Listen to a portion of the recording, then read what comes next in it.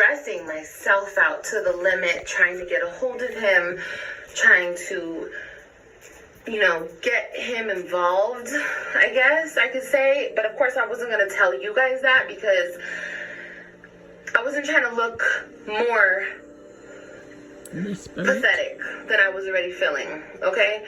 So, yes, I went into my appointment to terminate the baby, and they had told me that I was already miscarrying. So, when I had heard that,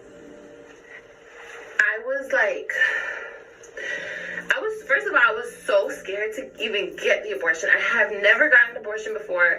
I was freaking terrified. Okay, terrified. And I'm telling you right now, I didn't get out of bed. I was so fucked up after that. My sister took me to the clinic and my sister took me home, and I promise you, the whole way there and the whole way home, I didn't say a word. Like, my sister and my mom were like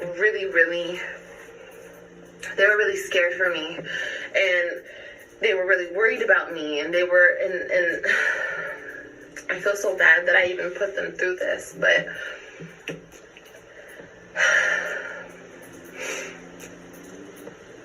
I had a lot of mixed emotions at the time. And on top of that, for me to think, or for anybody to think that I was going to get on camera and have this talk, no. The only person that I wanted, hold on guys, the only person that I wanted to have this talk with, or I just talked to about it, I didn't even want to talk to my mom and my sister about it, because I felt like they couldn't understand, which was stupid. But that's why I drove like a week later, almost, like, I don't even remember the exact timeline, but a week or two later, you saw me driving to fucking Texas, because everything happened at one time. That shit happened. Our anniversary, of course I missed him, and I didn't want to talk to anybody else. I just wanted him, I just wanted him. So I went to him, and when I was around him, he didn't feel like the same person. That city, that state didn't feel like the same state. I missed my kids. It was like, I had a lot of rude awakenings, okay, on that trip. And I don't regret it, because in some way it made me stronger taking that trip, getting, like, really having no choice but to listen to my own thoughts and, like, be like, bitch, you're fucking up. Your whole life is being fucked up. And yes, it was, I'm not gonna blame him. I'm not gonna sit here and blame him, because if I had never slept with him, I would never even have been in that situation. So I'm half to blame as well. If I had used protection, even though I thought that I couldn't get pregnant, I wouldn't have been in that situation. But I was in that situation. And then I got back and people started asking about it, and I didn't want to talk about it. I was not about to talk about it, because why am I going to get on here and tell people, no, I miscarried, and have people rub it in my face? Well, that's what you get, because you were going to terminate the pregnancy anyway. I already knew the backlash. I already knew how people were going to come for me, shit on me, tear me apart, because I had already put that out there that I didn't want to have the baby. The fact that I miscarried, there was no point to tell anybody. I mean, I told my closest friends and I told my family, and that was it. That was it. And this is my second miscarriage.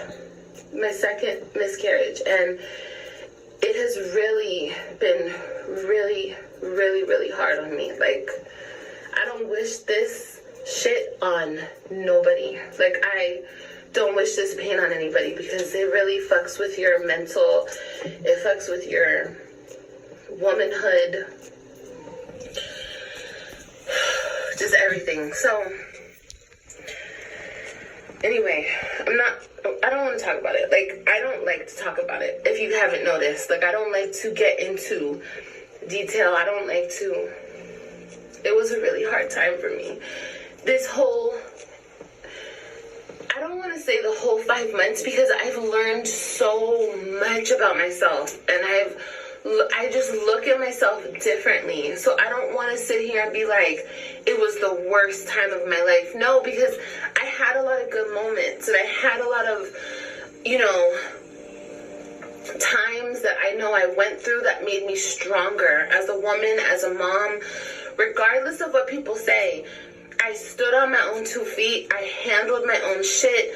Yes, I talked about Gerard. I told shit that happened in our relationship. Was it right? No, it wasn't right, but I felt so attacked that I felt like nobody was sticking up for me. So I just told it all. I didn't care anymore. I didn't care about protecting him. I didn't care about protecting our relationship. There was no relationship to protect. So I was just over it all, and I felt very attacked. It was a lot. It was a lot, sis. Okay, let me tell you that right now. The fact that I didn't crumble, the fact that I didn't delete this whole fucking YouTube page, all of my social medias, because I thought about it. I thought about just deactivating everything. But I didn't. And I did it for my kids. I did it because my kids depended on me, and I had to get stronger. I had to get stronger. There was no just being in your bed and going to sleep and not getting up. Like, there wasn't. And my mom helped me so much. And I love my mom so much, because the days I couldn't get up and take them to school, there was days I could not get out of bed. And she did it. She fed them. She bathed them. She took them to school. And she picked them up. Those were the hardest fucking days, girl. So, anyway, I know what I've been through, and it's made me that much fucking stronger. Period. So, there you go. There's all of the details. There's everything that anybody has questions about. There you go. People will still call me a liar. People will still have their opinions about me, and that is fine. This was for the people who support me. This was for my fam, my YouTube fam. I love you guys, and I know you guys support me, and you guys love me too. So, oh my gosh. Girl. It was hard. Okay? It was fucking hard. It was hard, but I'm in a new place in my life, and I try to focus on that. I try not to bring up the past with Gerard anymore. I'm trying to move forward. I'm trying to move forward, because even though I was going through a lot of shit, I know he was going through a lot of shit. We were both 2 fucked up people going through our own shit. So it is what it is. We're moving forward. That's all you can do in life. You cannot dwell on the past. You cannot sit here. And I've done that for a long time. He's done that. We both dwelled on shit, and I'm not about to dwell on it anymore. I'm going to move forward, because there are positive things. There's so much good. Even though there's so much bad, there is so much good. And that's what you have to focus on in life. Okay? All right, so now that is all, I have to shake off that negativity and that awful feeling.